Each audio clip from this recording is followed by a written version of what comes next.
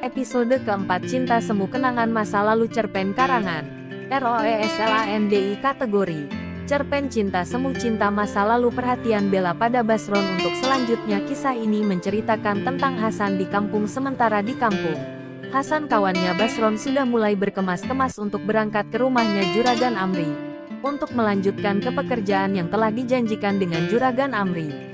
Ini sudah musim ke sawah lagi. Hasan langsung naik kereta api menuju ke tempat Juragan Amri. Sesampainya Hasan di tempat Juragan Amri, "Si Basron mana, kenapa tidak sama Hasan?"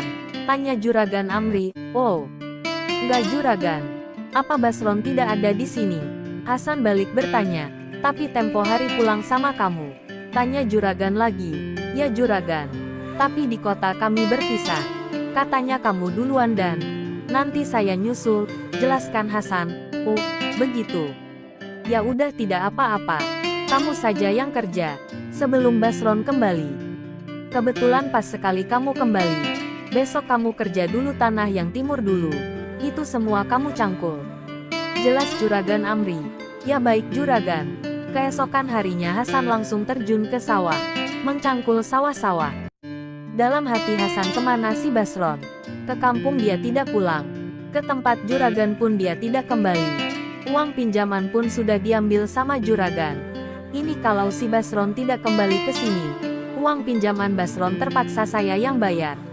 Lanjutkan ke kisah Basron di tempat Haji Abdullah. Makanya sekali diajarin langsung bisa dilakukan. Haji Abdullah memperhatikan cara kerja Basron menimbang padi. Dia betul-betul bisa menimbang padi, walau sekali diajarkan cara kerjanya. Dalam hati Pak Haji, kok bisa Basron nimbang padi? Basron tidak memperdulikan siapapun, dia terus menimbang padi-padi itu sampai selesai. Setelah ditimbang Pak Haji yang tulis. Setelah semuanya ditimbang, Pak Haji Abdullah menghitung jumlah uang untuk dibayarkan kepada Tungku Boy. Menurut hasil timbangan yang ditimbangkan ketimbangan oleh Basron, 2 hari kemudian TGK Boy bawa lagi padi ke pabrik Haji Abdullah. Namun kali ini tidak ada TGK Haji. Padi-padi tersebut Basron yang menimbang semua. Setelah padi-padi itu ditimbang, dibuat bon hasil timbangan dikasih pada Tungku Boy. Tungku Boy ini bon hasil timbangan padi.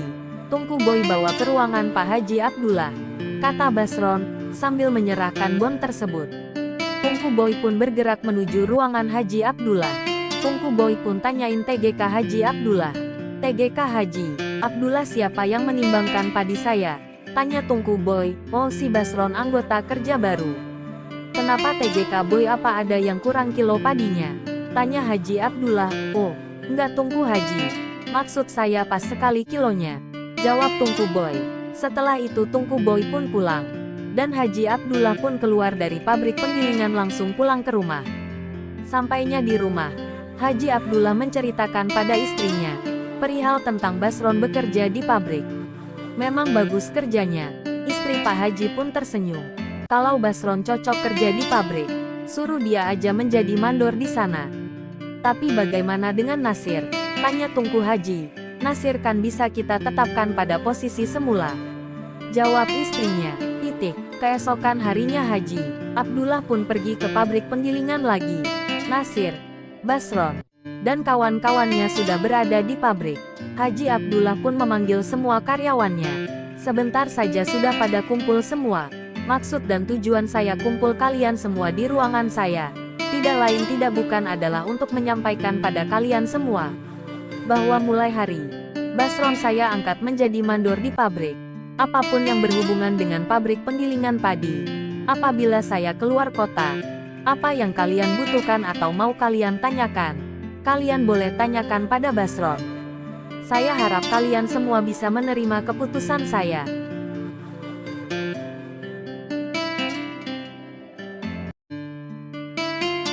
Jelas Haji Abdullah. Instruksi Pak Haji. "Kenapa saya yang diangkat menjadi mandor?" Tanda tanya. "Saya masih baru di sini," tanya Basron. "Ini adalah keputusan saya. Tidak bisa diganggu-gugat." Haji Abdullah menjelaskan. Sementara untuk Nasir tetap pada posisi semula. Setelah Haji Abdullah menjelaskan, semua terdiam. "Atas partisipasi dan kerjasama kalian saya ucapkan terima kasih yang sebanyak-banyaknya. Sehingga dengan kegigihan kalian semua, Pabrik penggilingan padi kita di sini berkembang pesat. Sementara ini saya cukupkan saja di sini. Kalian semua boleh keluar ruangan dan kerja seperti biasa. Oh ya, Basron boleh tinggal sebentar di ruangan saya, kata Pak Haji Abdullah. Ya Pak Haji, jawab Basron. Untuk Basron, semua kebutuhan pabrik dan kebutuhan pekerja adalah tanggung jawab kamu. Dan semua keperluan yang kamu butuhkan tinggal kamu bilang sama saya. Dan keperluan belanja dapur kamu boleh ambil di toko kelontong Aziz. Nanti saya akan bilang sama Aziz. Begitu kata Pak Haji. Hari-hari apa yang diperlukan untuk kebutuhan dapur dan lainnya. Basron belanja di tokonya Aziz. Semakin hari antara Aziz dan Basron semakin dekat. Begitu juga anak Pak Haji semakin dekat dengan Basron. Suatu hari Aziz bilang sama Basron, "Basron, boleh saya minta tolong sama kamu?" Tanya Aziz. "Boleh," jawab Basron. "Apa yang perlu saya bantu?" Basron balik bertanya, "Saya mau titipkan surat padamu. Dan kamu kasih surat ini kepada Bella anak Pak Haji Abdullah." Aziz pun ambil surat dan uang 20.000 dari laci kasih pada Basron. "Ini uang jajan untukmu." Setelah Basron belanja keperluannya, Basron pun pamit pulang. Sampai di pabrik rupanya Bella anak Pak Haji sudah berada di situ. Ada Bella di sini," kata Basron. "Iya BG," jawab Bella. "Dari mana BG?" Bella balik bertanya. "Ya Bella, baru pulang belanja," jawab Basron. Basron pun kasih surat itu padanya. "Apa ini Bang?" tanya Bella. "Oh, itu surat untuk kamu," kata Basron. Sambil tersenyum Basron pun berlalu. Bella sangat senang waktu menerima surat dari Basron. Dalam hati Bella, ini pasti surat dari Bang Basron. Bella pun bangkit dari tempat duduknya menuju ke belakang pabrik.